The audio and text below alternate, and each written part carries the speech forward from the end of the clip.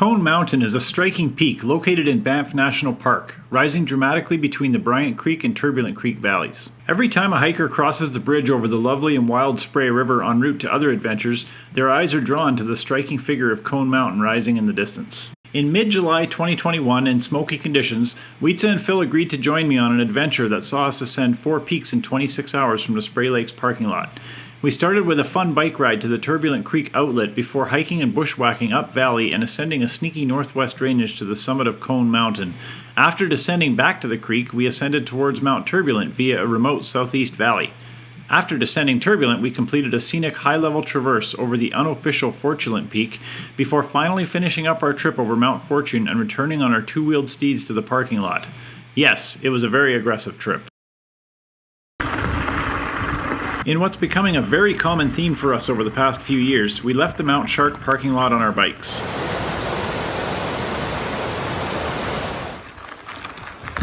First 10 kilometers of this trip are a relatively quick and easy ride and a complete no-brainer to save time and energy on the bikes.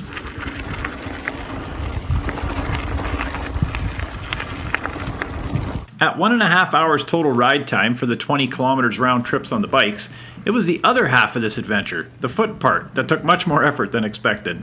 We started up an obvious trail beside Turbulent Creek, taking in the scenic falls a short way up it.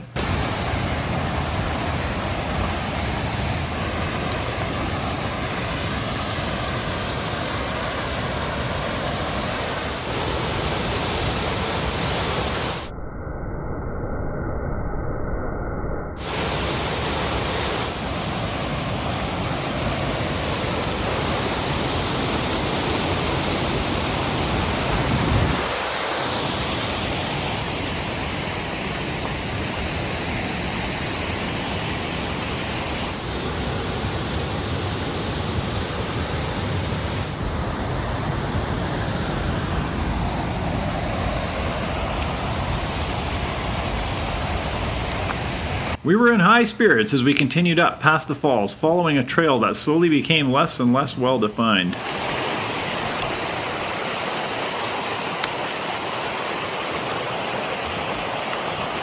As the trail vanished along with our spirits, we settled in for many hours of bushwhacking up an untracked wilderness valley.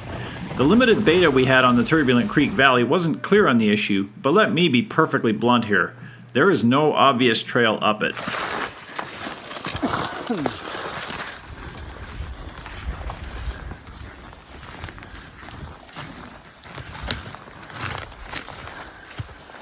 We followed intermittent game trails to the east access drainage of Cone Mountain. These tracks would get us excited, until they vanished either in the stream or the forest above. An hour and a half of steady whacking brought us to the outlet creek and east access drainage of Cone Mountain.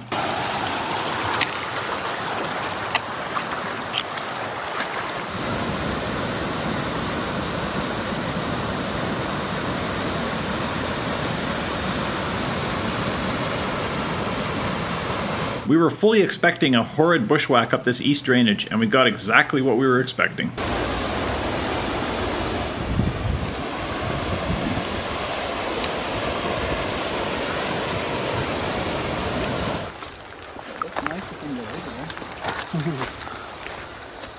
By the time we could see open rubble slopes ahead, we were ready for something other than bushwhacking for a while.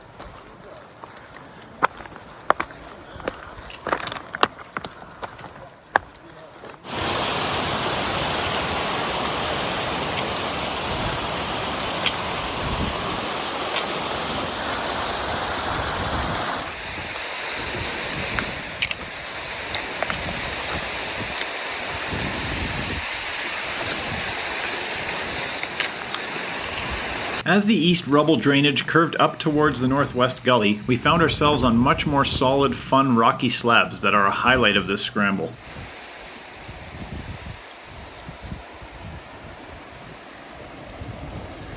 As we ascended the steppe terrain transitioning from the east access drainage to the northwest one, Weetza and I donned icers to take advantage of the large snow slopes to the summit ridge. Phil preferred more rocky terrain towards the center of the gully. As we topped out of the northwest gully, we were a little disappointed in the smoky views, but this is what was forecast and what we were expecting.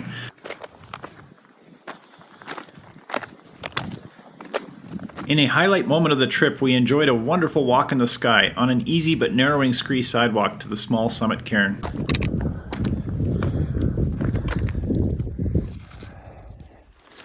Fine. Fine.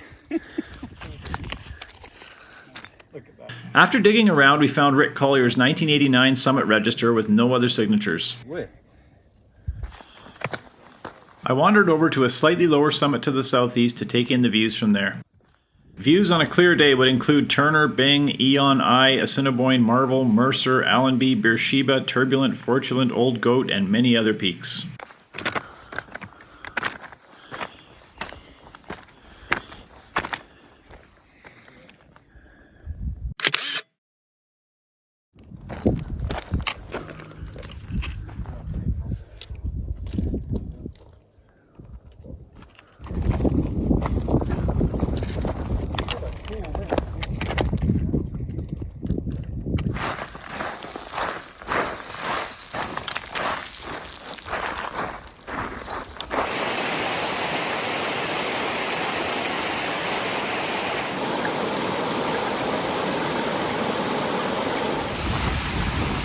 We used as many patches of snow as possible in the northwest drainage before stumbling our way down rubble back to the southeast bushwhack.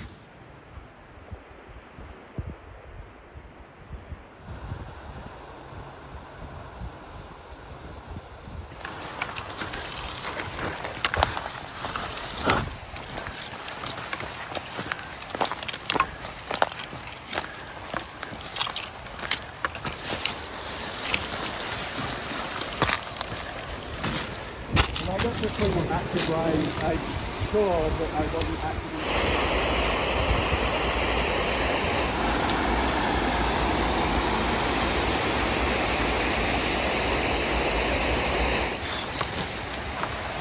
Still loving it. I'm being entertained by a whole bunch of slides and trying to eat at the same time, so it's great.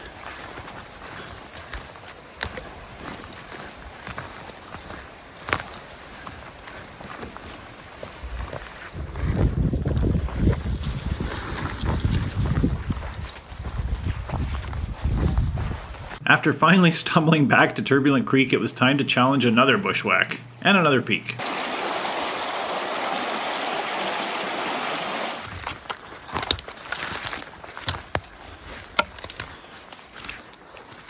Trust me, nobody felt like the bushwhack at this point in our day, but we were this far up the creek, so to speak, and right at the bottom of a southeast access gully to Mount Turbulent, so we didn't have much of a choice in the matter.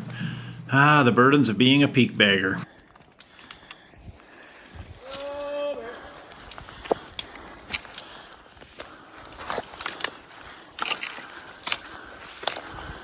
The whacking on the southeast drainage of Turbulent was much tamer than on Cone, and soon we were into a narrow rocky drainage which we followed all the way up to a wonderful larch forest below the two turbulent lakes.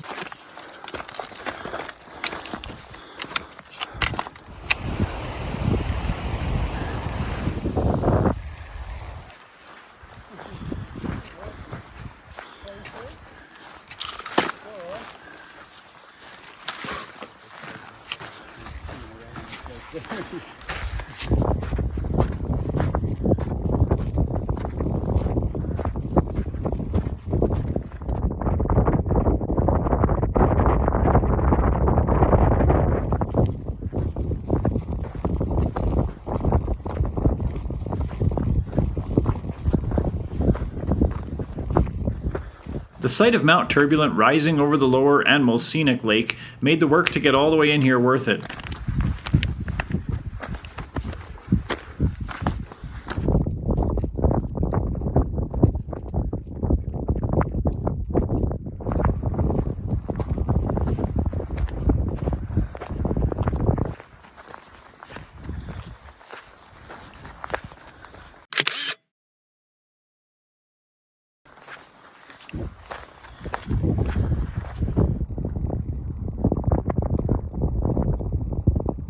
The southeast slopes to the summit of Mount Turbulent looked very simple, and they were.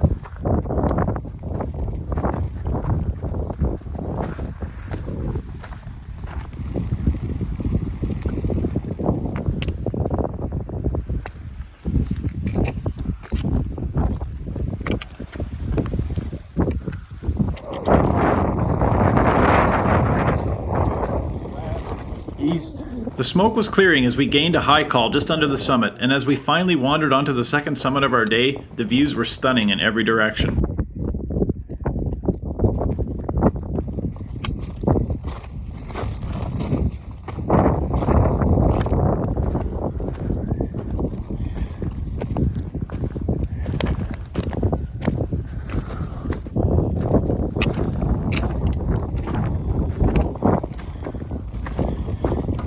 We were very surprised to find the original 1978 first ascent register in the summit cairn, badly damaged but legible.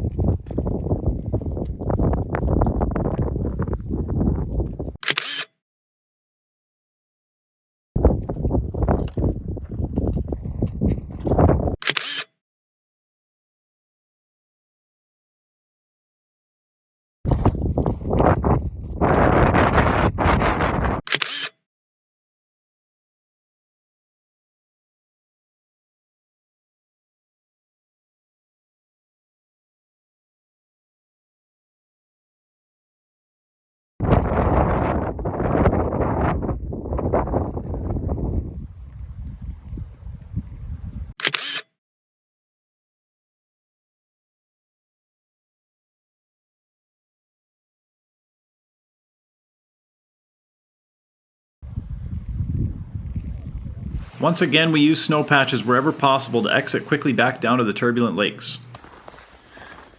Not bad considering we had a relaxed day. We started our exit line from Turbulent Lakes up and over the Fortunate Peaks and Mount Fortune bright and early to avoid afternoon storms. Nobody wanted to fight with the tangled mess along Turbulent Creek, hence the Highline traverse on return. It's not a race till Phil makes it a race.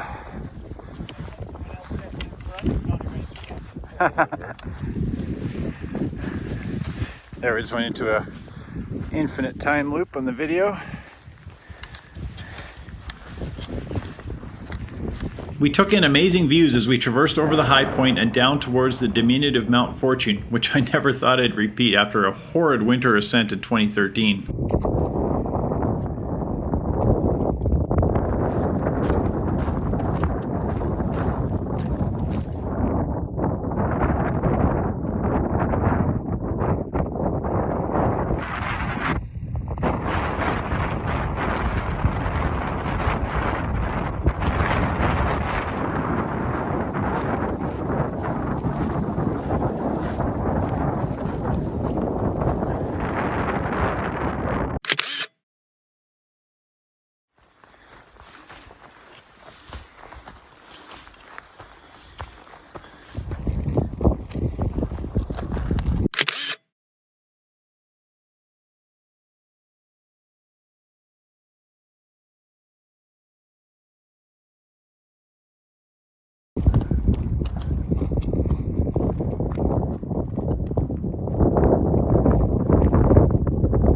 Ironically, some of the best views of the trip are from the smallest summit, Mount Fortune, thanks to clearing smoke as we descended over it.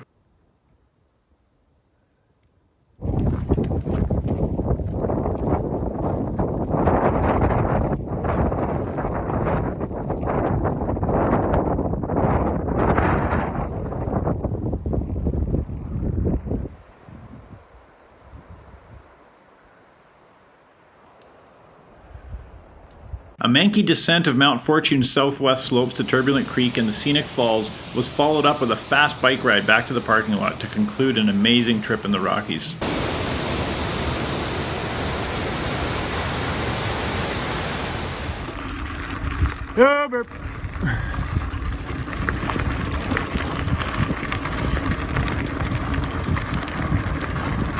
Yep.